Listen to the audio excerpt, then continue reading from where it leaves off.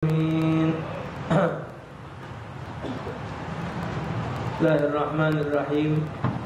Assalamualaikum warahmatullahi wabarakatuh.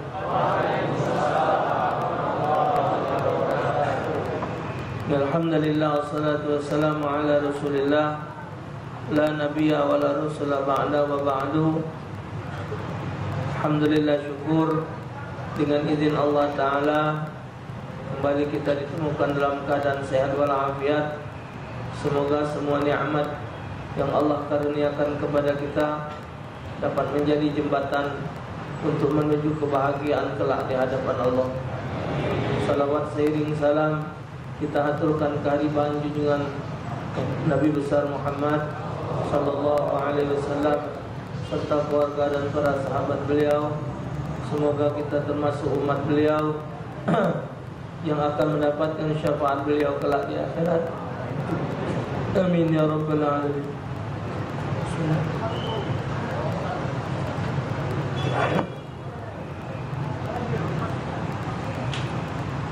Wa qala al-musannif rahimahullah wa nafa'ana bihi wa bi 'ulumihi fid darin yaqul tahrumu salatu allati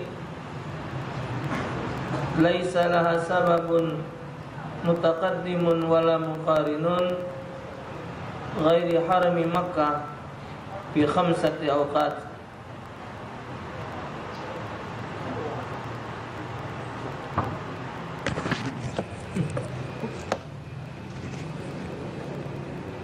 Jadi malam ini kita meneruskan materi pelajaran di bidang ilmu fiqh sampai kepada perihal diharamkan melakukan salat pada 5 waktu yang tidak ada sebab mendahuluinya atau sebab yang berbarengan.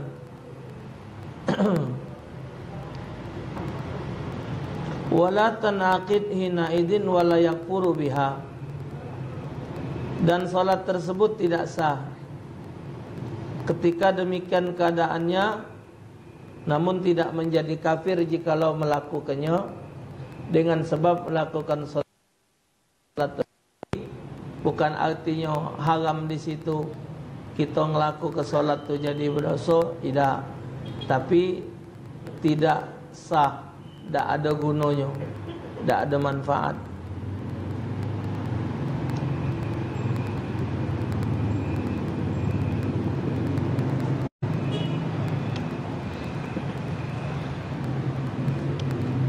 Wa dzalika bi an lam yakun hasaban aslan wa yanaful mutlaq, dan hal itu seumpama salat tersebut tidak memiliki sebab sama sekali, yaitu salat sunat mutlak yang tidak punya sebab. Yang tidak punya sebab itulah namanya salat mutlak. Kalau dia ngembek wuduk dulu, namanya sebabnya salat sunat wuduk. Kalau dia tahiyatul masjid, berarti sebabnya masuk masjid. Salat sunat ihram, sebabnya karena dia nak pakai ihram. Salat sunat tawaf, sebabnya karena dia habis tawaf. Itu namanya ada sebab. Yang salat mutlak itu salat yang tidak ada sebab. Gawi dak kata wudu ada, dah aku nak salat be, itu namanya salat mutlak. Itu yang salat au laha saban mutaakhirun ka salatil ihram, atau salat tersebut memiliki sebab yang tertunda seperti salat ihram. Wal istikhara ay talabul khair amran fid dunya wal akhirah, atau kaget sebabnya setelah salatnya baru tahu untuk menentukan pilihan, untuk menentukan pilihan urusan ini baik atau tidak, baik urusan dunia maupun urusan akhirat. Ini kalau pakai salat istikhara. Kalau misal kita nak menentukan satu keputusan, kita tidak ada dengan salat, pacak juga. Caranya dengan membek Quran. Ini kamu-kamu ni nah. Misal ada betina, misal kalau nasib ada betina galak, Kalu. Men ya kalau kita ni belagak tidak cuman jadi rebutan wong. Kita nak menetapkan siapalah yang bakal baik jadi pasangan yang nak kita terima macam itu. Dengan solat istikharah. Man tak boleh milih. Jadi kalau kita dapat dalam petunjuk istikharah, itulah yang harus kita terima. Karena Allah milihkan kepada kita yang terbaik. Kadang uji kita asa an tuhibbu syai'an wa huwa syarrul lakum wa asa an takrahu syai'an wa huwa khairul lakum. Kadang kalau jika kamu tidak baik, menurut Allah itu baik untuk kamu. Kadang kalau jika kamu itu tidak baik, menurut Allah baik untuk kamu. Jadi tetap mana keputusan Allah itulah yang kita terima. Solat, kali tidak pakai solat, pakai Quran. Jadi kita solat sunat dulu 2 rakaat. Namanya solat mutlak, usolli sunatan rakaatain lillahi ta'ala. Iftitah baca Fatihah ayatnya Al-Kafirun rakaat pertama, rakaat kedua setelah Fatihah baca suratul Ikhlas, Qulhu. Selesai solat ambil Quran. Misal Quran. Ini Quran ini, ya. Nah, Quran. Kan ditutup Quran tu. Bismillahirrahmanirrahim, baca Fatihah dulu. Ya Allah ya Tuhanku, tunjukkanlah kira-kira aku ni dengan siapa nama budak itu. Misal namanya si Anu. Atau aku ni nak bergawi ni ada 2 pilihan. Aku ni nak bergawi apa digawi kong. Aku ni apa bergawi kantor ini, apa bergawi kantor ini. Nah, misal kita sudah ada ketentuan ini, ada 2 pilihan. Yang mana? Nah, kita niat ke dulu. Ya Allah, tunjuklah aku petunjuk, aku bergawi di kantor itu. Bagus apa tidak? Atau ya Allah, aku nak milih si Anu. Si Anu binti si Anu, bagus apa tidak? Sudah selesai baca Fatihah. Kan tak boleh milih Quran ni. Dah ditutup kan? Ya, tutup Nah, bukanya basing bukanya basing. Tak nyingok suruh apa, halaman berapa tidak, pokoknya basing. Termasuk nak nentu kegawian, termasuk nak nentukan jodoh, sekolah, segala macam. Sudah buka? Bismillahirrahmanirrahim. Basing milih yang mana Nah, mukanya mesti terbuka rai 2. Posisinya 2. Posisi 2. Pertama jingok surahnya surah apa dulu? Jingok surahnya. Misal kapan jingok surah Nur. Cahaya ini. Ini ada alamat. Alamat bagus. Misal suratul Ahzab. Tempuh. Ini bakal masalah. Jadi jingok dulu surahnya. Misal surahnya surah Al-Ankabut. Al-Ankabut tu laba-laba. Berarti ini agak ada kelemahan. Sudah selesai.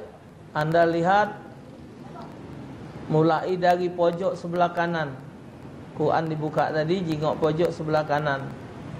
Dan mulai sebelah kanan sampai yang pojok sebelah kiri paling bawah. Dijingok, hitung jumlah hurufnya. Yang dihitung bukan galau-galau huruf, cuman pilih 2 huruf. Huruf shin besar sama huruf kha. Kalau dalam 2 lembaran dibuka ini, dihitung dari jumlah ayat ini, banyaklah huruf kha-nya, berarti yang kita tuju tadi baik, lajulah. Kalau hitungan ayatnya tadi banyaklah huruf shinnya, shin besar, berarti itu tak usah digawikan yang ini tadi. Arti shin besar itu syarrun, kejelekan. Kalau kho itu khairun, baik, bagus. Tu misal ini yang pertama ni kita jingok banyaklah kho-nya. Sudah banyaklah kho-nya. Yang kedua, ya Allah Tuhanku, tunjukkan aku kalau yang sikok ini macam mana. Begitu dibuka, kho-nya lebih banyak dari yang pertama, berarti yang kedua ini lebih baik. Bagusnya laju ke galau. Ya. Ya, misal. Artinya kedua-duanya ada nilai kebaikan. Kalau dia shinnya lebih banyak, yang kedua berarti yang kedua jangan. Macam itu kalau istikharah dengan Al-Quran. Jadi tak usah nak pergi nyingok bintang, nak nyingok ini tak usah. Minta petunjuk baik. Minta petunjuk Allah Ta'ala dengan melalui Al-Quran. Kan tak payah buka Al-Quran, jumlah hurufnya jingok huruf dua huruf, banyak huruf kha atau banyak huruf shin. Kalau banyak huruf kha berarti hal itu baik. Kalau banyak shinnya berarti hal itu tidak baik. Itu baik tetapnya. Misal nak sekolah, wong tua kita nyuruhnya sekolah kejuruan ini. Wong tua ni kan memberikan yang terbaik untuk anaknya. Cuman kalau kita anak ni kadang-kadang menganggap wong tua kita tu tidak baik, sehingga kita bantah. Jangan sampai terjadi perbantahan. Ia kelah dulu, tunjuk tahu kaget nak istikharah dulu ayah. Aku nak jengok Quran dulu. Mak mana petunjuknya kayak macam mana. Nah, ya Allah, solat tadi kita doa, ya Allah, apa aku ni nurutkan kehendak wong tuaku, apa sekolah di sini yang terbaik. Seandainya aku di sini baik atau tidak. Baca Fatihah, buka. Oh, hurufnya ini, surahnya ini, jumlah ayatnya ini ceritanya. Yang ini begini juga, ini ceritanya. Nah, jadi macam ada yang pernah Ustaz kongkon, wong ada masalah dalam rumah tangganya, Ustaz kongkon solat, dia baca Yasin, kena surah apa? Surah Al-Kahfi. Dalam gua, surah Al-Kahfi. Jadi putusannya dilaksanakan perceraian karena terkekang dalam rumah tangga. Ada lagi disuruh ketemu cerita Nabi Musa. Cerita Nabi Musa lagi kecil dimbek oleh Siti Asia.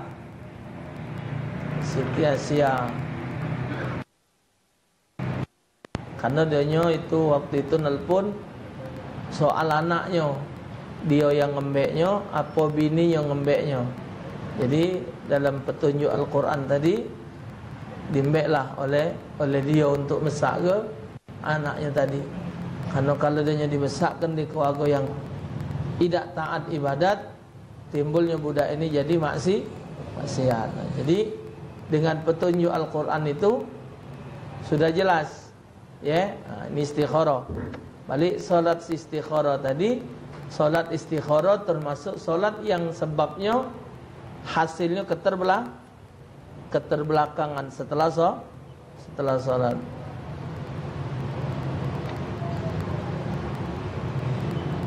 Nah, mana kau? Hilang.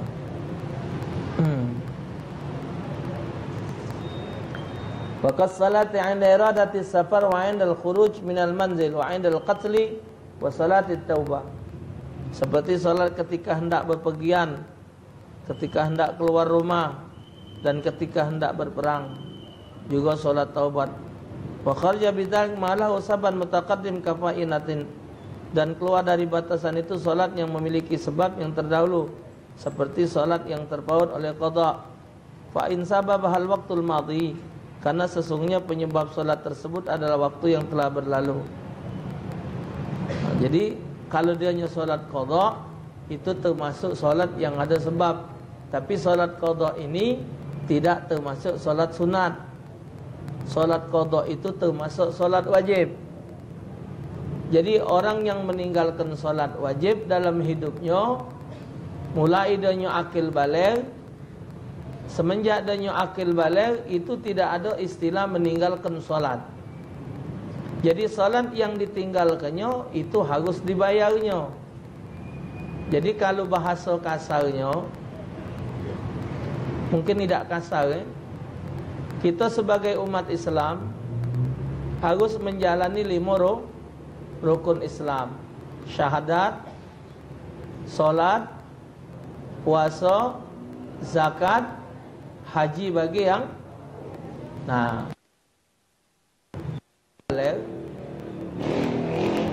kalau pacak maju duduk. Kalau pacak maju duduknya maju. Kesian yang baru datang. Hari baru jam 8 suapan. Nah, bisa maju enggak? Bisa ya? Nah, maju. Kesian yang baru datang. Yang depan juga tak ada juga tidak. Bisa lihat.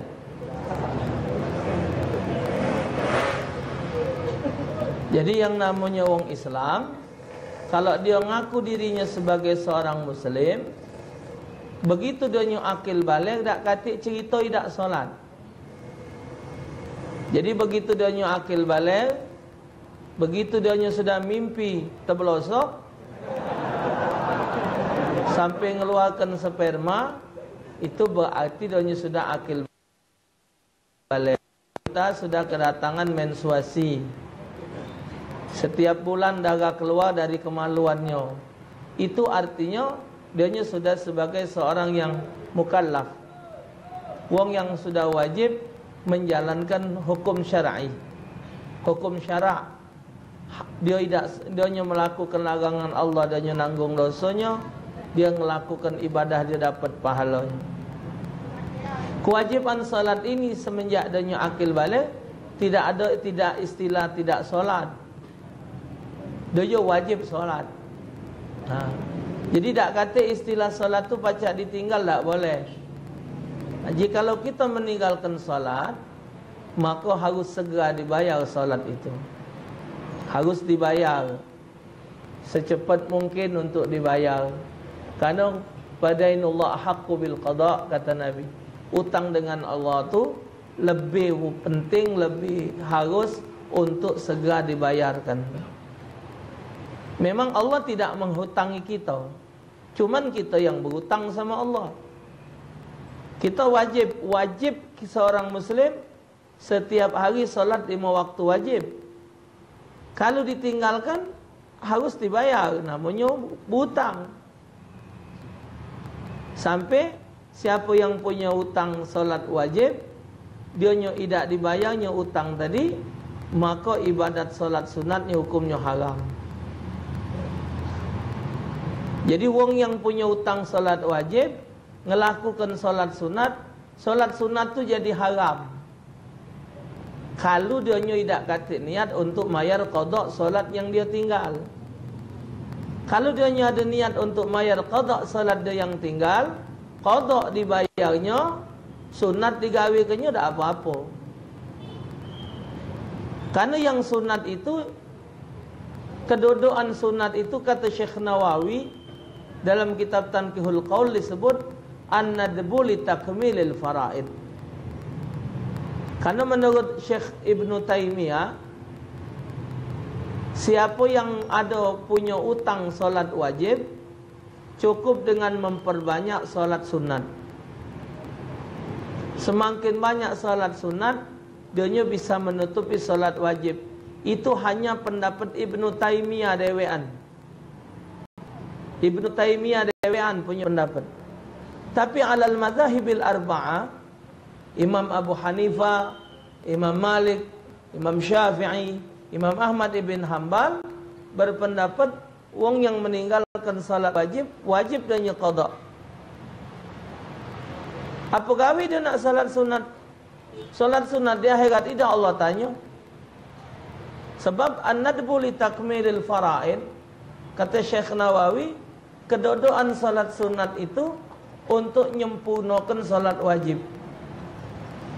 Sebagaimana dalam sebuah riwayat, ketika Allah Subhanahu wa taala menyuruh malaikat Jibril ngecek ibadat seorang hamba, sudah dicek kalau salatnya ternyata mengalami pengurangan. Jumlahnya, nilainya kurang, tidak 100 misalnya, ada nilainya 70, berarti untuk mencapai 100 kurang 3. Nah, kata Allah, ya Jibril, jingok amal sunatnya, solat sunatnya jingok. Nah, dari solat sunatnya tadi sempurnakan yang kurangnya tadi. Jadi 30 tu embek untuk nyempurnakan yang wajib, tapi bukannya untuk nutup yang wajib. Jadi kalau bahasa kita kampung, solat sunat itu sama dengan dempul. Dempul itu untuk nutupi lubang perahu, boh.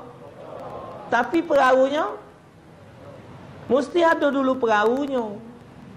Perahu tu bocor, tutup sama Kalau dempulnya ada, perahunya kate, solat sunatnya ada. Cuman untuk apa? Tuh. Jadi tidak pacak dinyatakan bahwa wong yang punya utang solat wajib cukup dengan memperbanyak solat sunat. Itu tidak lepas pendapat itu. Tetap dia harus jalankan. Kalau dia punya utang solat wajib, dia harus tunaikan solat wajibnya. Mak mana cara mayarnya? Cara mayarnya sama dengan mayar utang.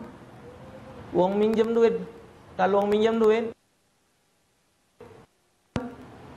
datang ke rumah dengan irama sedih, dengan muji kita, dengan ngangkat-ngangkat kita, supaya kita tergugah untuk minjemi.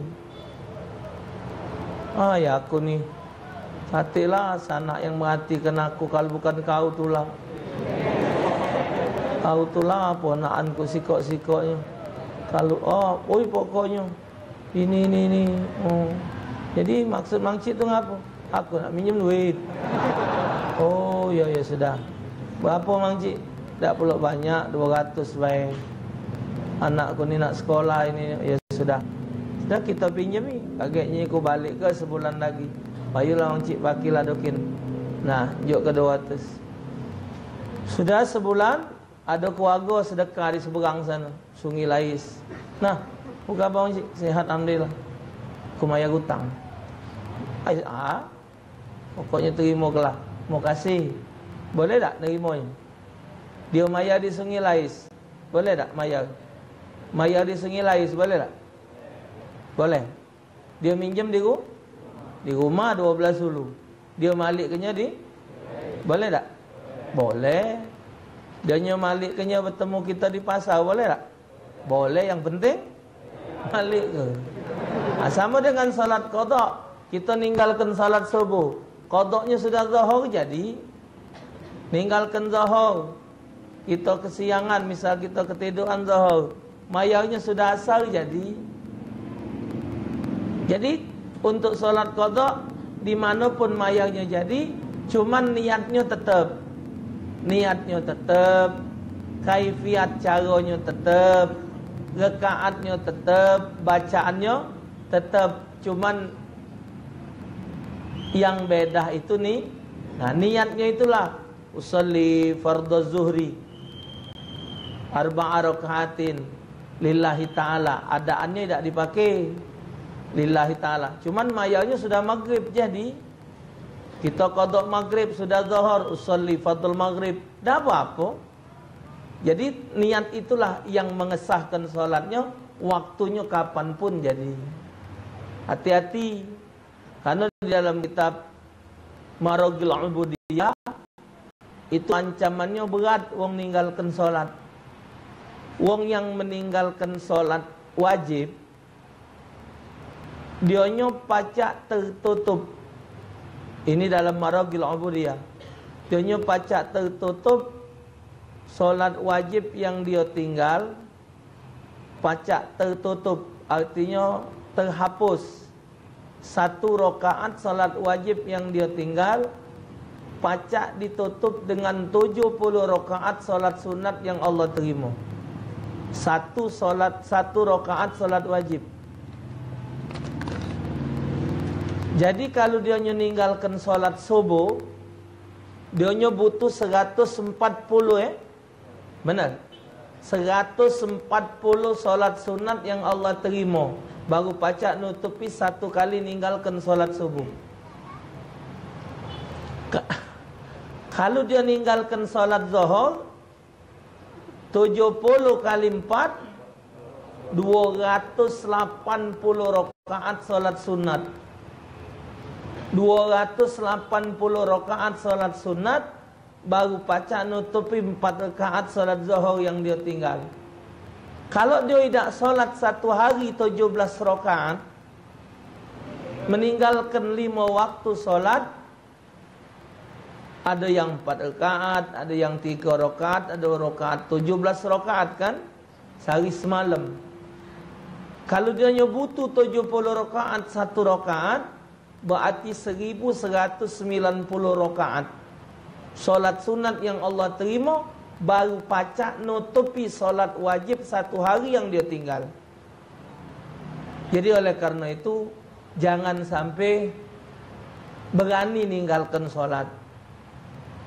Jangan sampai berani ninggalkan solat. Bahkan kata ulama, walaupun solat jenazah sekalipun tidak sah. Wong yang punya utang solat wajib, dianya tidak ada niat untuk membayar solat yang dia utang tadi, solat jenazah pun tidak sah kalau dia yang nyolatkannya. Tak boleh. Tapi di masyarakat ini banyak, giliran bapaknya mati, maknya mati, anaknya dipaksanya jadi imam solat jenazah. Maknya mati gawat jam 4.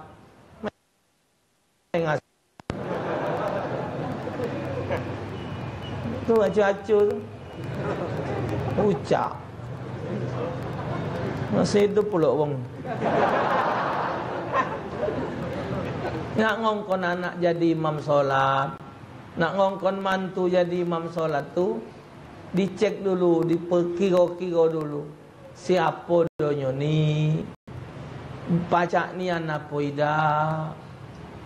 Ini nak yang muda-muda ni. Ini mendekawin kelebu anak kan. Maksudnya tu nganai, maksud Ustaz tu. Kan kamu anak. Jadi ya. Nah. Misal ini misal. Bukan nakut ini. Misal malam ni nah. Ayah kita meninggal. Kira-kira siap tak besok jadi imam solat jenazah? Misal, ini misal. Oh, sani. Misal, ada yang meninggal kayak malam. No, kabul loh, Ustaz. Nah, ini kan semuanya itu bisa saja terjadi. Yang Ustaz tanya itu sekarang, kamu sudah hadir majelis taklim. Ustaz yakin bukan cuma di sini kamu hadir majelis, di berbagai tempat. Ikut Ustaz Ali Karor, Ustaz Syukri, melok Ustaz Syafi'i, melok Ustaz Nurdin. Bagus. Belajarlah kamu di mana.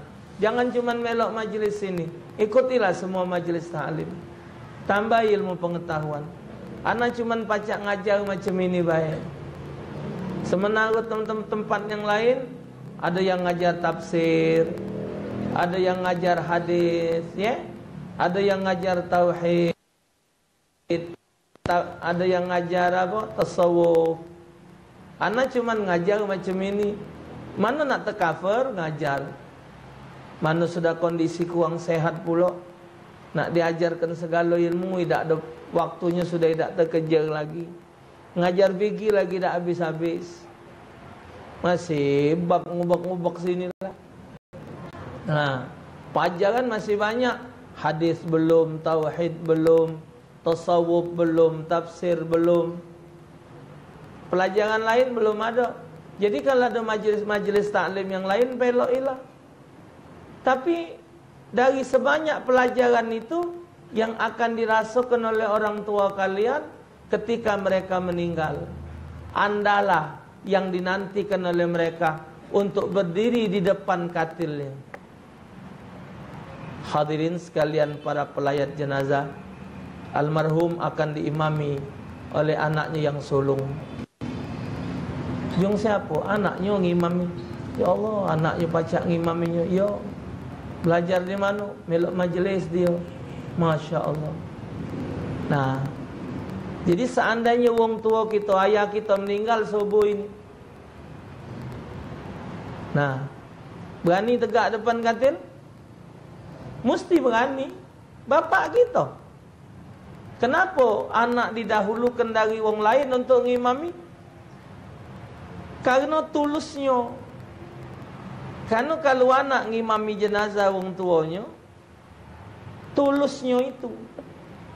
Allahu Akbar. Allah maghfirlahu warhamhu. Ya Allah, ampunkanlah dia. Penuh memang ribuan harapan kepada Allah. Tambah lagi dia tahu kalau bapaknya memang ahli maksiat. Kalau wong lain bukan artinya wong lain tu tidak ikhlas. Wong lain tu insya Allah ikhlas. Tapi kita tidak pacak ngukur kadar harapannya kepada Allah untuk wong tua kita. Kita tak baca ngukurnya. Nah, sementara bacaan salat jenazah, alhamdulillah kita pacak gak? Pacak gak? Pacak galau. Usalli ala hadzal mayyit arba'at takbiratin fardul kifayah lillahi ta'ala. Bahasa Arabnya. Pakai bahasa Indonesia we. Sahjaku nyolatkan mayit ini fardu karena Allah. Sahjaku nyolatkan mayit ini fardu karena Allah. Jangan pakai rokok.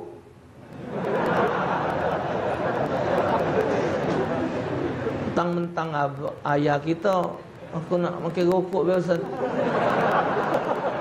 Lebih abdal. Jolak ke wo. Ya, saja kau nyolatkan mayit ini fardu karena Allah. Allahu Akbar. Bismillahirrahmanirrahim. Alhamdulillahirabbil alamin. Sampai habis. Ar-Dallin. Amin. Allahu Akbar. Allahumma salli ala Sayyidina Muhammad. Jadilah yang afdalnya sama dengan maca tahiyat akhir. Wa ala ali Sayyidina Muhammad kama sallaita ala Ibrahim wa ala Ibrahim.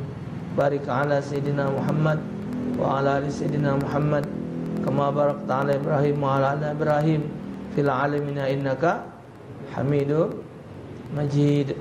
Allahu Akbar. Allahumma ighfir lahu warhamhu. Sudah. Pas. Batas itu jadilah. Ulangi 3 kali. Nak banyak, baca 7. Yang bagus dibaca kalau Allahumma ighfir lahu warhamhu wa'afihi wa'afanhu wa akrim nuzulahu wa wasi' madkhalahu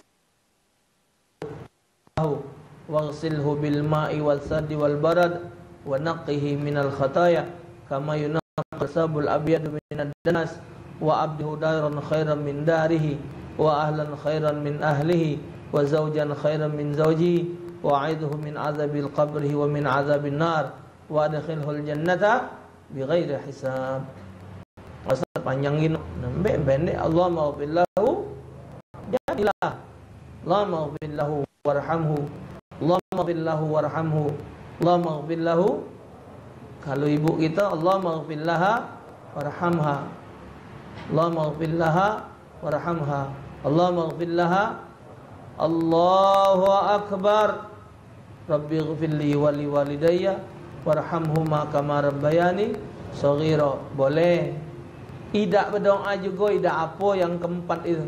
Takbirnya yang wajib, doanya sunat. Kalau umumnya Allahumma la tahrimna ajrahu wa la taftinna ba'dahu waghfir lana wa li ikhwanina alladhina sabaquna bil iman wa la taj'al fi qulubina ghillan lil ladzina amanu rabbana innaka ra'ufur. Assalamualaikum warahmatullahi wabarakatuh. Assalamualaikum warahmatullahi wabarakatuh. Saya.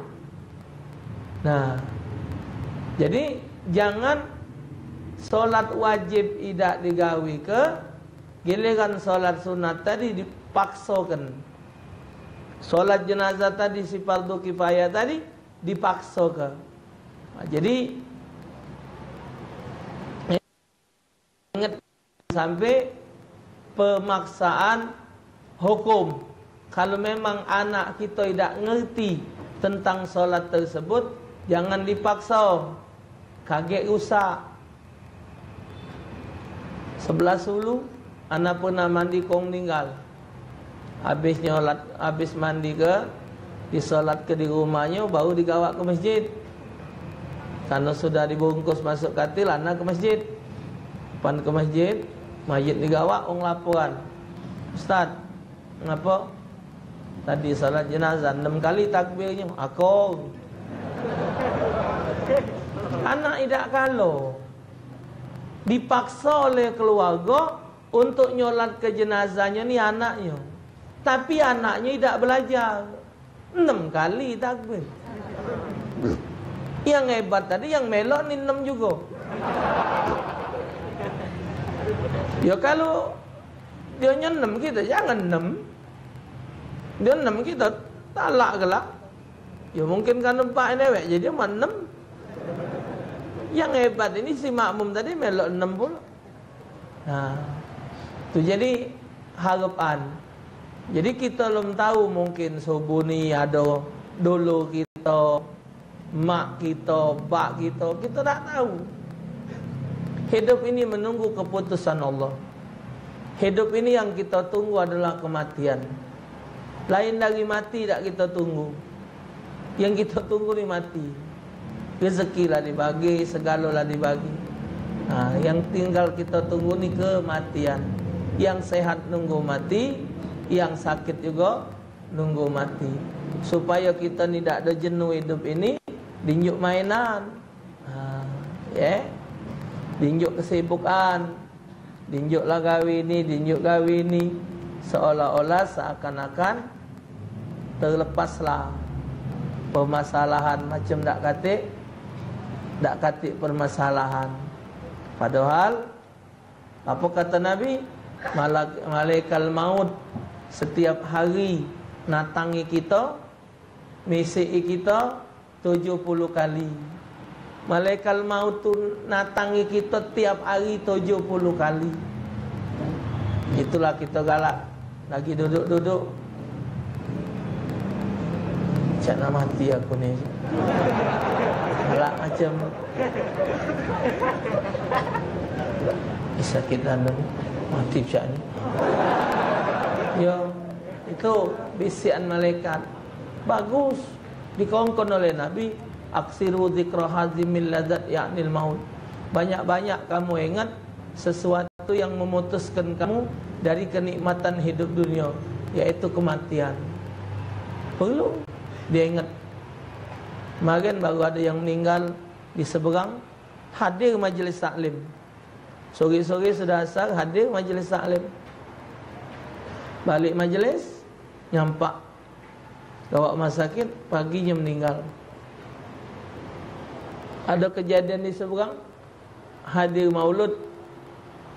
Lagi orang lagi maca kitab maulud, dia hadir sehat. Nyender di besi tiang tenda. Waktu mahalul qiyam, tegak melok ya Nabi. Orang duduk, dia duduk, nyender, meninggal. Tidak ada yang di perhatian. Apa kata Imam Hasan Basri? Jangan kalian tangisi barang yang pasti. Tangisilah diri kalian. Kalau dia datang, kamu belum siap diri. Itu yang perlu ditangisi. Kita ini terlena dengan usia yang muda. Kesusahan dengan dosa yang dibuat. Kalau memang kita ngasuh banyak dosa dan salah, walaupun hidup 1 detik, itu kesempatan kita untuk taubat kepada Allah. Tapi jangan sampai hidup kita isi dengan hal yang tidak manfaat. Mentang-mentang kita tadi kepengen banyak dapat pahala solat, sekendak-kendak kita solat. Habis subuh solat, habis asar solat, solat terus. Jangan ngalahkan teman ni, mati lah ni bisa. Tak katik juga manfaat, Yang diharamkan tadi apa dia? Inda tulu'is syams hatta tarfi'a qadra ruhin. Yang pertama, yang diharamkan melakukan salat itu adalah ketika terbitnya matahari. Hatta tartafi'a qadra ruhin, sehingga seukuran tombak.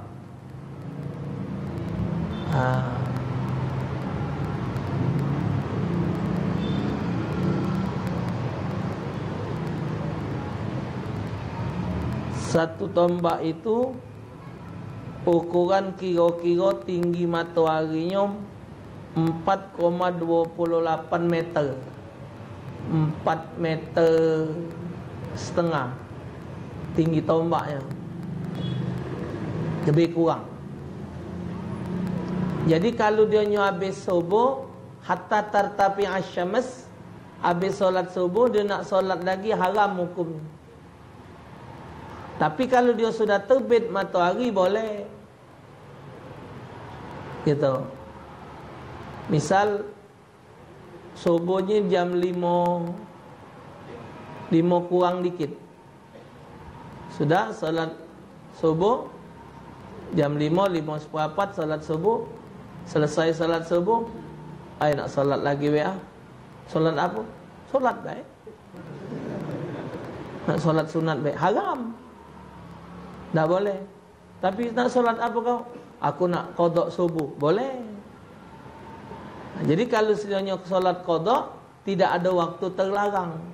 Yang dilarang ini solat sunat. Contoh misal, dia habis solat subuh, subuhnya 5:04 di musola. Selesai solat, dia keluar dari musola. Begitu keluar, lupa HP-nya tinggal di gobok. Masuk lagi. Kan masuk lagi. Masuk ke masjid itu kan ada tahiyatul masjid. Padahal lagi baru jam 5:30. Belum terbit matahari. Boleh solat, tak ada haram. Ada sebab. Kenapa dia tahiyatul masjid? Sebabnya dia masuk masjid. Itu namanya solat sunat yang sebabnya dia masuk masjid, ya tahiyatul masjid.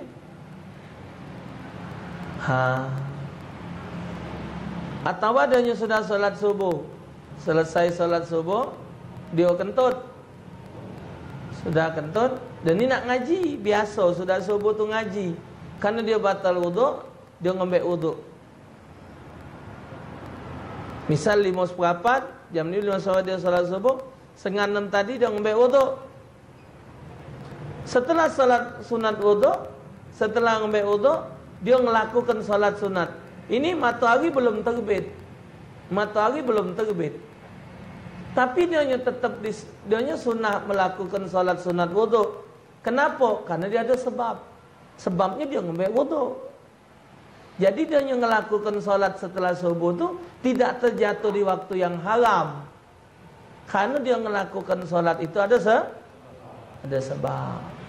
Itu maksudnya.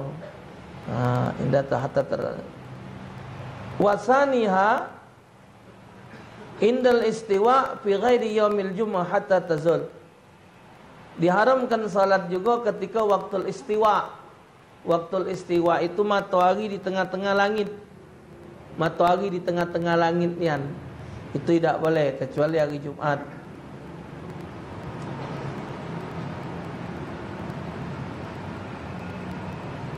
Kecuali kalau dia di Mekah.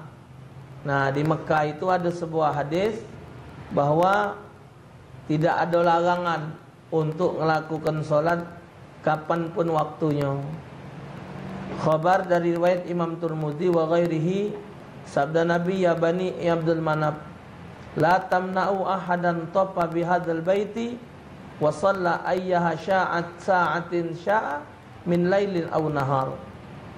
Wahai bani Abdul Manaf, jangan kalian larang seseorang siapapun untuk tawaf, untuk tawaf di rumah Allah ini, dan untuk mereka melakukan solat kapan baik waktu, baik malam atau siang.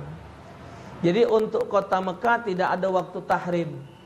Kapan nak solat dipersilakan, solat apapun diperbolehkan. Dal asfar al-isfirari syams hatta taghrib linnahi anis salati fi tilkal awqat.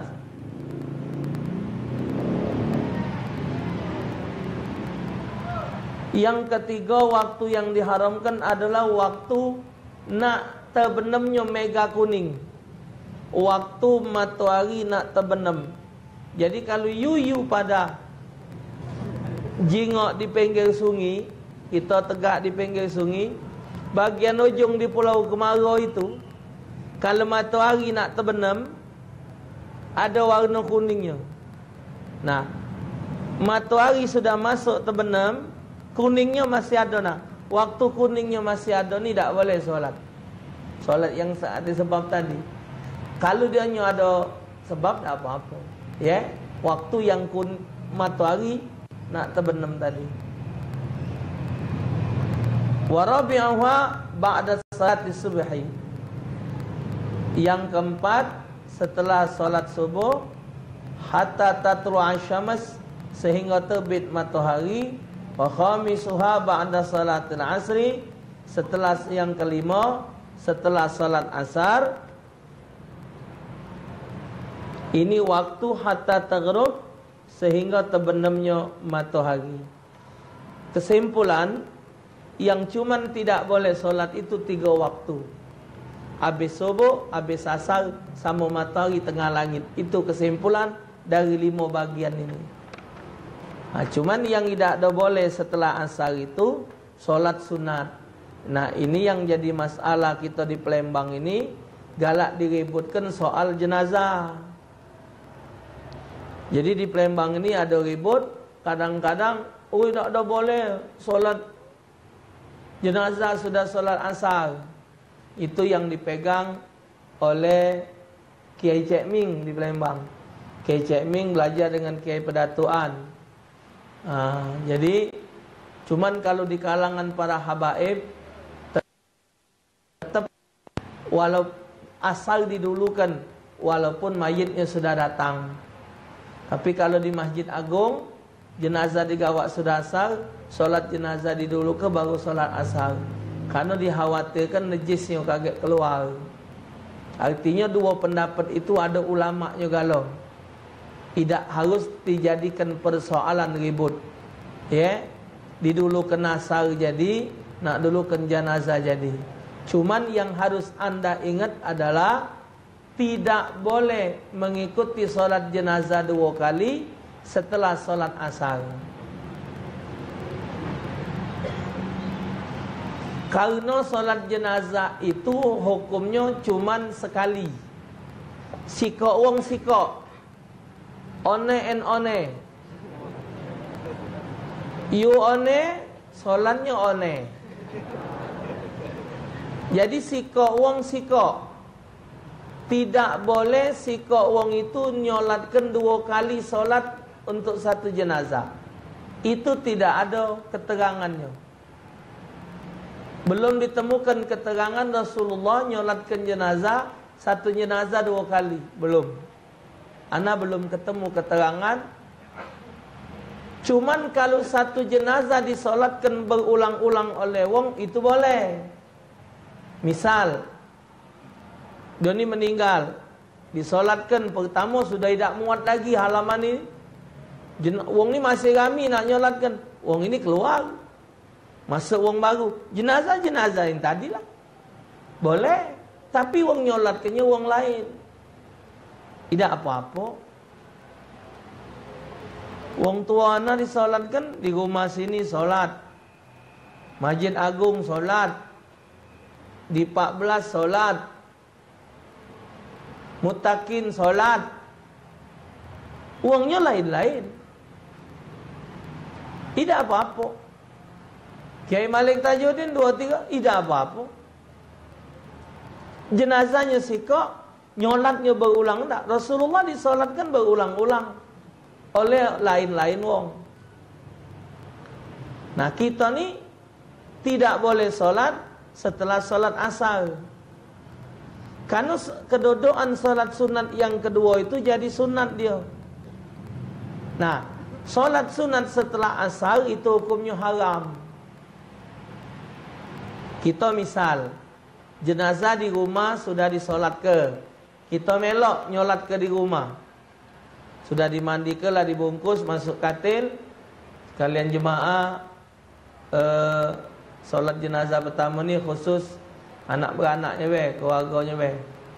Melok kita ni sebagai keluarga tadi, Allahu Akbar, melok. Selesai solat, ini mayat ke nak digawak ke musola atau ke sampai di masjid wong solat asar. Kita tadi kan sudah solat jenazah, wong solat asar, kita melok solat asar, benar tak? Salli fadl asr, Allahu Akbar. Kelar solat asar, wong masjid tadi kan belum solat, solat jenazah dah wong masjid tadi, baru masuk mayit.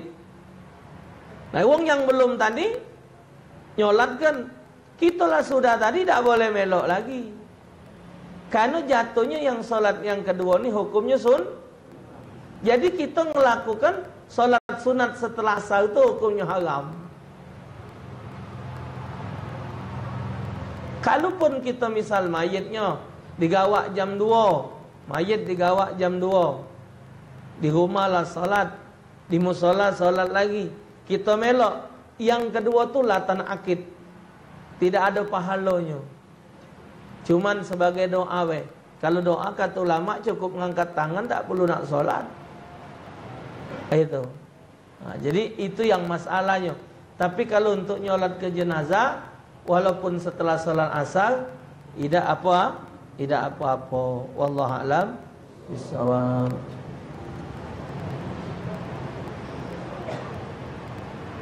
Saya ingin bertanya, bagaimana tata cara solat taubat?